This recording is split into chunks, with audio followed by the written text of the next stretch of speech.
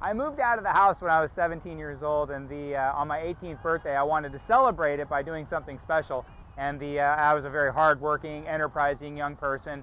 And for my 18th birthday, I treated myself to a brand new Honda Accord, $2,000 down, $251.50 a month.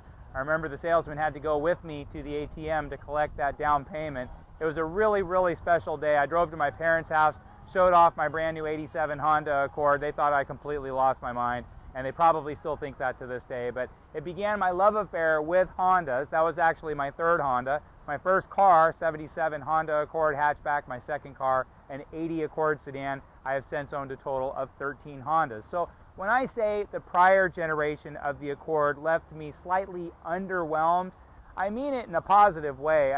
I have very high aspirations for what Honda is all about and what it can achieve as a brand, not just in the United States, not just in the car industry, but as an important part of our social fabric. I think Honda brings something to the table that other manufacturers and other businesses simply don't do. So I really was hoping that the new 2016 Honda Accord was going to be something of a big deal. And when I first saw the first photographs of it, again, I felt a little bit disappointed. There's no other way to say it.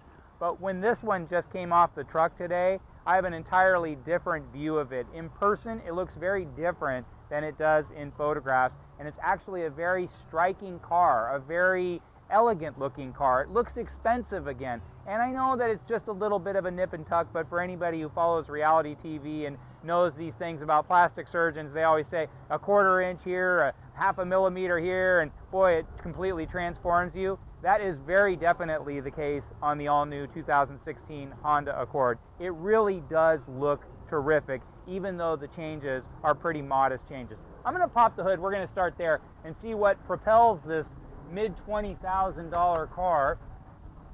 Pricing hasn't really changed between 2015 and 2016. There are more options categories available. This is what's called an EX sensing model. And so sensing, I know they call it forward collision mitigation. They have all these legalese terms for it. What sensing does is it helps you stay in your lane, stay on the road, and not crash into stuff in front of you. It's a $1,000 feature. Don't overthink it. Just get it. It's a cool set of factors that you want in your next car. The modern world, incorporates all these great new technologies into more mainstream price stuff. That's why you buy new stuff. So get the sensing package because it has all the new stuff that you want, and it's only $1,000. When you go to resell it, the next person's going to pay $1,000 more to get it, so you're not wasting any money.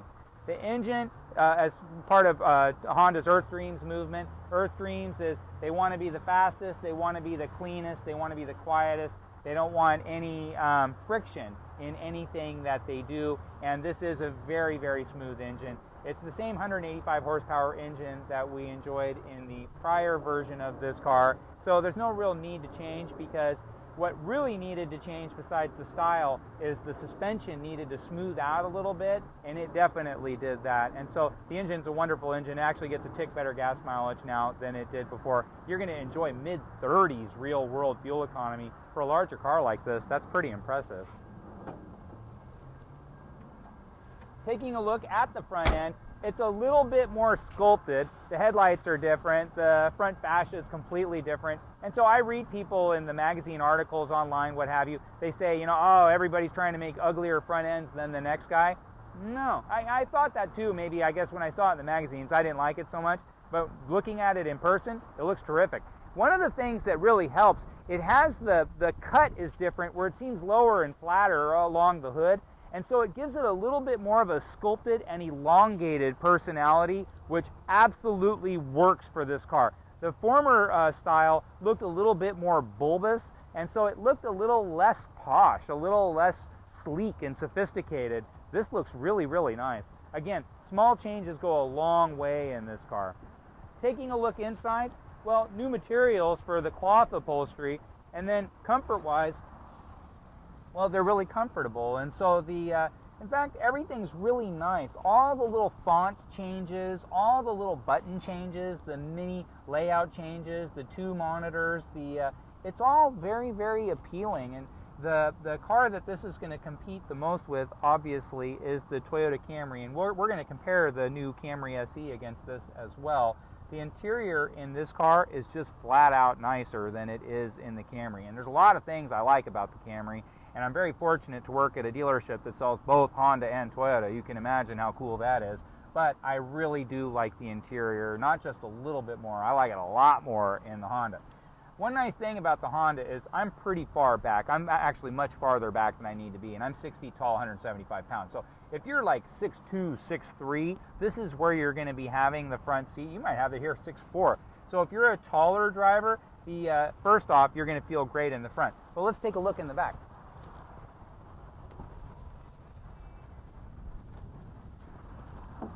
So even with that seat way back, unnecessarily so, I have tons of room. And so that's going to be another big advantage the Accord's going to enjoy over the Camry. It's just really spacious inside. And then the sight lines are quite nice in here. This interior, now this isn't like my first favorite color scheme by a stretch, but if I was a guest sitting in this car, I actually like this color scheme. Is pretty nice. It feels expensive. If I was selling real estate or something like that, and this was my broker's car, driving around in this car, I think, wow, this is a pretty successful broker. Let's take a look at the trunk.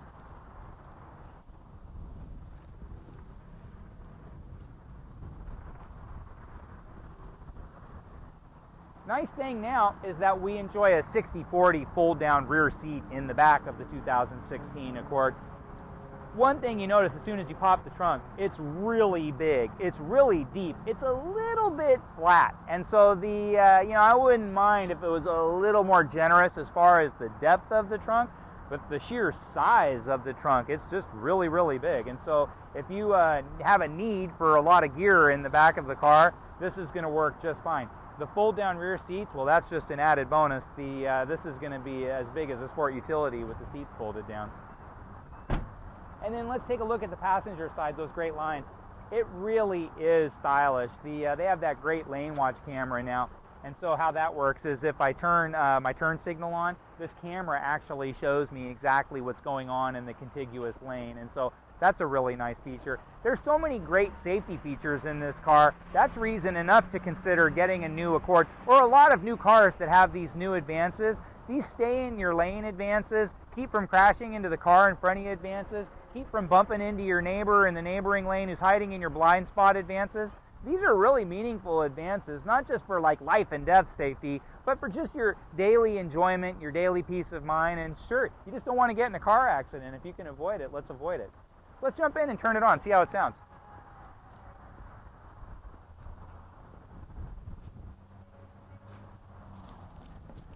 So push button start.